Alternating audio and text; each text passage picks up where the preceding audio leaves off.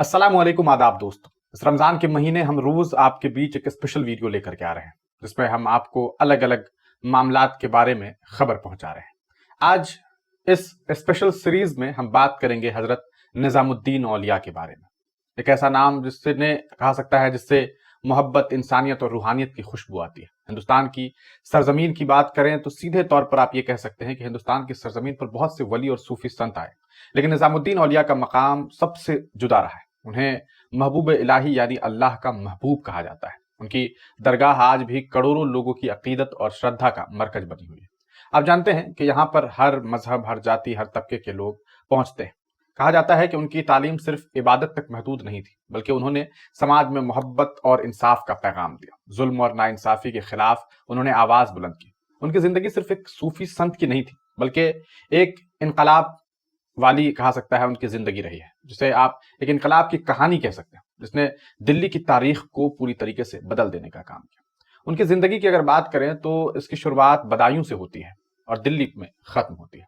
सन 1238 ईस्वी में हिंदुस्तान की सरजमीन शहर बदायूं में एक नेक और इल्म और रूहानियत से भरपूर खानदान में एक बच्चे ने आंखें खोली, जन्म लिया। नाम रखा गया निजामुद्दीन। लेकिन किस्मत ने जल्द ही उनका साया जो है वो छीन लिया जब उनके वालिद का इंतकाल हो गया।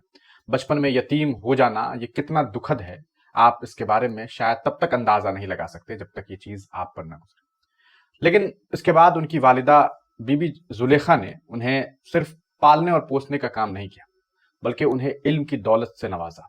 कम उम्र में ही वह अपनी माँ के साथ दिल्ली आ गए, जहां उन्होंने इस्लामी तालीम हासिल की। कुरान, हदीस, फिक्र और अदब में इन्होंने महारत हासिल करी। लेकिन उनके दिल को सुकून नहीं मिला। उनका रुझान उन बुजुर्गों की तरफ था जो जिंदगी को सिर्फ दुनिया की लज्जतों के लिए नहीं, बल्कि अल्लाह की राह में कुर्बान करने के लिए जीते थे। तभी उन्हें एक नाम जो है उन्हें पता चला। लेकिन ये सब कब, कैसे? असल हुआ ये कि दिल के अंदर उन्हें एक बेचैनी थी। तालीमात तो उन्होंने हासिल कर ली, लेकिन एक सुकून नहीं था। दिल की बेचैनी ने उन्हें एक ऐसे शख्स की तलाश में भेज दिया जो उन्हें सच्चे रूहानी मकसद तक पहुंचा सके। ये तलाश उन्हें पंजाब के पाकपट्टन ले गई। पाकपट्टन एक काफी चर्चित जगह है, एक बहुत फेमस इलाका है, जहां रहते थे हजरत बाबा फरीद गंजे शकर। जी हाँ, बाबा फरीद का नाम चिश्ती सिलसिले के सबसे बड़ी सूफी संतों में आता है, सबसे बड़े सूफी संतों में आता है। जब हजरत निजामुद्दीन औलिया ने उन्हें देखा तो दिल ने गवाही दे दी कि यही वो बुजुर्ग है जिनकी सोहबत में उन्हें राहत मिलेगी। कहते हैं कि बाबा फरीद ने उन्हें अपने मुरीदों में पहले तो शामिल किया और फिर सूफियाना तालीम दी। कई सालों तक उन्होंने वहां रूहानियत, कहा सकता है कि वहां रूहानियत की मुश्किल राह पर चलने की तरबियत हासिल की। उनके लिए दुनिया की दौलत और सियासत कोई मायने नहीं रखती थी, बल्कि उनका मकसद अल्लाह की राह में इंसानियत की खिदमत करना था। जब बाबा फरीद ने देखा कि उनका शागिर्द इल्म और तजुर्बे में मुकम्मल हो चुका है, तो उन्होंने निजामुद्दीन औलिया को इजाजत दी कि अब वो दिल्ली कूच करे, दिल्ली लौटे और वहां जाकर के लोगों की रहनुमाई करें। और फिर क्या था, दिल्ली में सूफी इनकलाब जो है निजामुद्दीन औलिया के जरिए आया। जब हजरत निजामुद्दीन औलिया दिल्ली वापस आए तो उन्होंने एक ऐसी जगह को अपना मरकज बनाया जो शाही इलाकों से दूर थी, काफी दूर, जहां उन्होंने एक खानकाह कायम की, जहां हर किसी का इस्तकबाल होता था, चाहे वो अमीर हो, गरीब हो, हिंदू हो, मुसलमान हो, हर जात धर्म के लोगों को वहां आने की जो है वो छूट थी। कोई भी आ सकता था। उनकी महफिल में आने के लिए कोई शर्त नहीं थी, बस दिल में मोहब्बत होनी चाहिए, फिर आप खानकाह निजामुद्दीन औलिया में आराम से पहुंच सकते थे। उन्होंने अपने मानने वालों को यही सिखाया कि इंसानियत से बड़ा कोई मजहब नहीं। उनके कुछ मशहूर अल्फाज जो हम आपको बताना चाहें, उन्होंने कहा कि अगर तुम्हारे पास एक रोटी ही है और कोई भूखा आ जाए तो आधी उसे दे दो, अगर दो हो तो पूरी उसे दे दो, और अगर तुम्हारे पास कुछ भी नहीं तो उसके लिए दुआ करो। आप सोचिए, कहा कि अगर एक हो तो आधी दे दो, दो हो तो पूरी दे दो, कुछ ना हो तो उसके लिए दुआ करो। ये निजामुद्दीन औलिया। उनकी दरगाह पर आने वाले हिंदू, मुसलमान, अमीर, गरीब सब एक ही सफ में खड़े होते थे। यही वजह थी कि उनके मुरीदों की तादाद दिन ब दिन बढ़ती चली गई। वो एक बड़ा मशहूर सा शेर है ना कि एक ही सफ में खड़े हो गए महमूद अयाज, न कोई बंदा रहा और न कोई बंदा नवाज। यकीनन ये बात कही जा सकती है कि जिस खानकाह में, जो आज दुनिया के मशहूर खानकाहों में एक बहुत चर्चित खानकाह है, वहां जब लोग पहुंचते तो उनसे ये ना पूछा जाता कि तुम्हारे पास कितना पैसा है, तुम कौन हो, कितना बड़ा टैग है, कौन तुम्हारे बाप दादा हैं। बस ये कि तुम एक इंसान हो, ये कि तुम यहाँ आए हो, तो तुम्हारे साथ वही सुलूक होगा जो यहाँ सबके साथ होता है। आपको बताते चलें कि यही वजह है कि जब सब लोग आते, सबके साथ बराबरी का सलूक होता, तो इसकी वजह से दिन ब दिन इनके जो मुरीद थे उनकी तादाद बढ़ती चली गई। کہتے ہیں کہ ایک وقت آیا کہ انہوں نے سلطان سے جو ہے ان کا رشتہ خراب ہو گیا، سلطانوں سے ٹکراؤ۔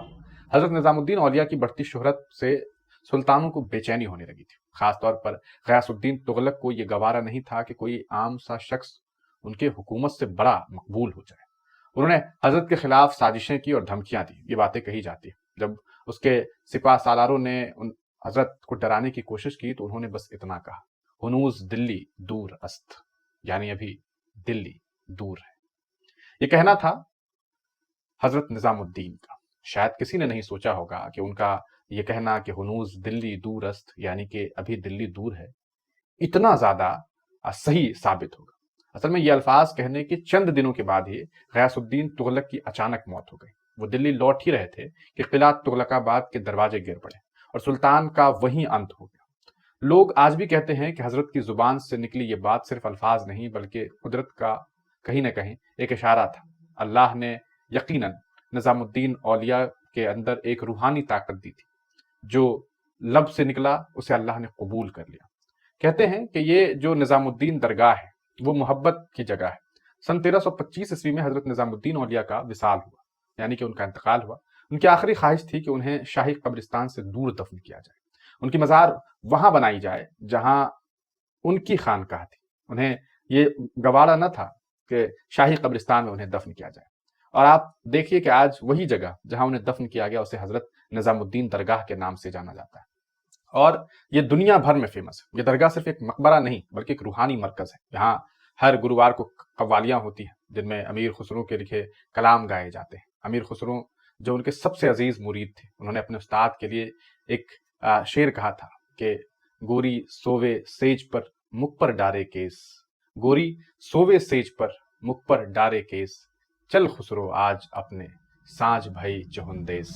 یہ وہ خوبصورت شعر ہے، یہ خوبصورت لائن ہے جو امیر خسرو نے اپنے استاد کے لیے جو ہے اپنے استاد کے لیے بڑی ہی خوبصورتی کے ساتھ لکھا تھا۔ سوچیے کتنا خوبصورت لائن ہے کہ گوری سووے سیج پر مکھ پر ڈارے کیس، گوری سو رہی ہے سیج پر مکھ پر ڈارے کیس، بالوں کو ڈالے ہوئے، چل خسرو گھر آپ نے سانچ بھائی چہندیس۔